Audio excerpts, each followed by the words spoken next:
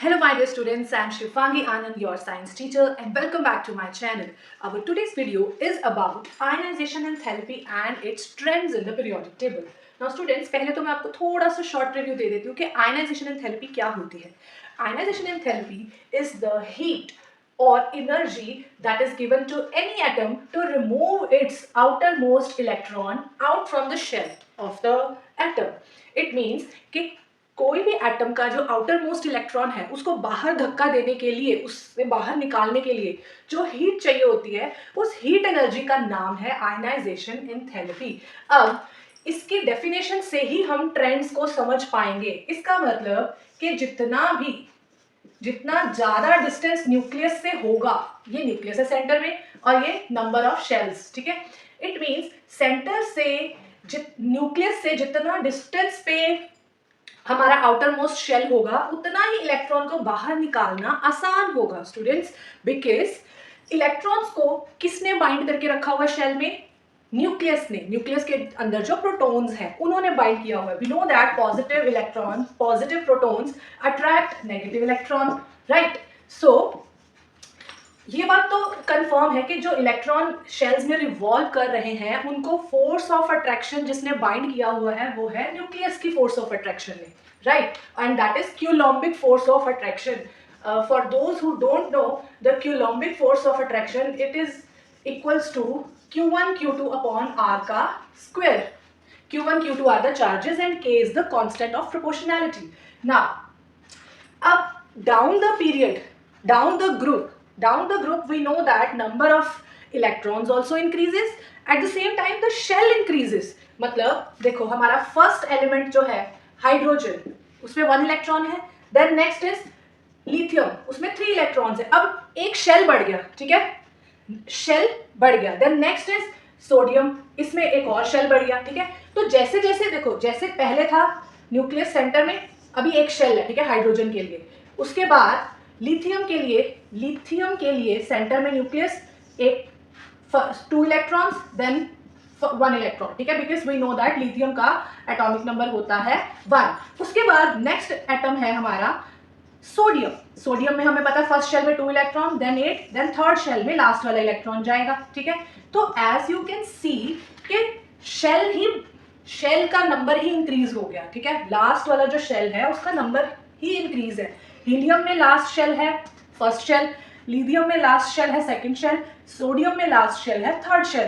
तो जैसे जैसे शेल का नंबर बढ़ रहा है वैसे वैसे ही न्यूक्लियस से उसका डिस्टेंस बढ़ रहा है. डिस्टेंस बढ़ेगा तो फोर्स ऑफ अट्रैक्शन जो है वो कम हो जाएगी, क्यूलॉम्बिक फोर्स ऑफ अट्रैक्शन कम हो जाएगी, इसीलिए उसको बाहर निकालना आसान हो जाएगा. So this is the reason कि down the group ionisation enthalpy की वैल्यू कम होती जाती है. क्लियर. अब मैं आपको समझाती हूँ कि अलोंग द पीरियड कैसे वेरी करती है ionization enthalpy. Just a second. Yes, along the period ionization enthalpy increases. Now why so? Because along the period Z effective, also known as effective nuclear charge, increases because of increased number of protons. अब देखो example लेते हैं हम sodium के just साथ में magnesium, ठीक है. सोडियम और मैग्नीशियम की एग्जाम्पल लेके मैं आपको समझाती हूँ कि along the period ionization enthalpy increase करती है. क्यों इंक्रीज करती है? देखो सोडियम में कितने इलेक्ट्रॉन्स हैं? 11. ओके, सेंटर में फिर से nucleus 2 electron, then 8, then last वाला इलेक्ट्रॉन ये रहा, ठीक है. This is for sodium, right. 11 is the atomic number. अगर हम मूव करते हैं along the period तो नेक्स्ट एलिमेंट है magnesium. Again 2 electrons in the first shell, 8 electron in the second shell and 2 electrons in the last shell which is third shell. अब देखो students, shell का number तो बड़ा नहीं, ठीक है, तो डिस्टेंस का अफेक्ट यहाँ पे नहीं है, ठीक है, क्योंकि शेल का नंबर बड़ा ही नहीं. अगर नेक्स्ट शेल होता, ठीक है, फिर डिस्टेंस बढ़ता तो फिर डिक्रीज होना था. लेकिन क्योंकि शेल सेम है, यहाँ पे भी लास्ट शेल दोनों के केसेस में ही थर्ड शेल आ रहा है. तो अब कौन सी चीज अफेक्ट डाल रही है? देखो यहाँ पे 1 इलेक्ट्रॉन है आउटर में, यहाँ 2 इलेक्ट्रॉन है, मतलब इट मीन्स सेंटर में प्रोटॉन्स का डिफरेंस अब हम देखेंगे. देखो आर का कोई फर्क नहीं है, आर सेम है, तो it means Q he difference डाल रही है यहाँ पे, ठीक है। ये मैं आपको साथ के साथ मैथमेटिकली समझा रही हूँ, ओके। दोनों तरह की एक्सप्लेनेशन दे रही हूँ, थ्योरेटिकल भी दे रही हूँ, मैथमेटिकली भी आपको समझा रही हूँ, ठीक है। Either way you can, either way we will arrive at the same conclusion only, okay. So अब डिस्टेंस डिफर नहीं किया, इट मीन्स चार्ज का फर्क है, चार्ज का फर्क तो है ही है। इसके पास 11 इलेक्ट्रॉन्स है, इट मीन्स इसके पास 11 प्रोटॉन्स भी हैं, ओके। इसके पास 12 इलेक्ट्रॉन्स है, इट मीन्स इसके पास 12 प्रोटॉन्स भी हैं, ठीक है। अब यहाँ पे पॉजिटिव चार्ज ज्यादा है, यहाँ पे पॉजिटिव चार्ज न्यूक्लियस में कम है। पॉजिटिव चार्ज अगर ज्यादा होगा तो हमें पता है कि आउटर वाले इलेक्ट्रॉन पे थोड़ी ज्यादा फोर्स लगेगी उसको खींच के रखने के लिए, आउटर वाले इलेक्ट्रॉन, क्योंकि आयनाइजेशन एंथैल्पी का लेना देना तो आउटर इलेक्ट्रॉन से ही है कि आउटर इलेक्ट्रॉन को बाहर निकालना है।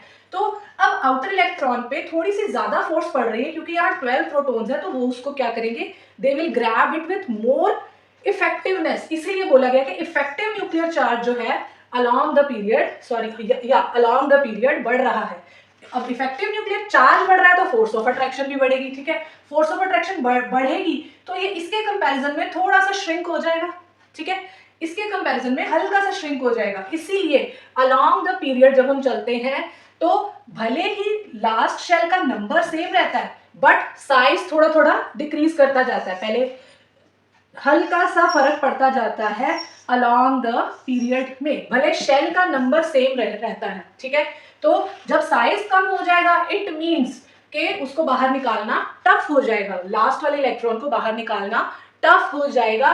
For that reason ionization enthalpy increase करती है, इट मींस हमें ज्यादा हीट देनी पड़ेगी उसको बाहर निकालने के लिए। Clear students, let's wind up our today's session. Ionization enthalpy is the heat that is given to the any atom to remove its outermost electron.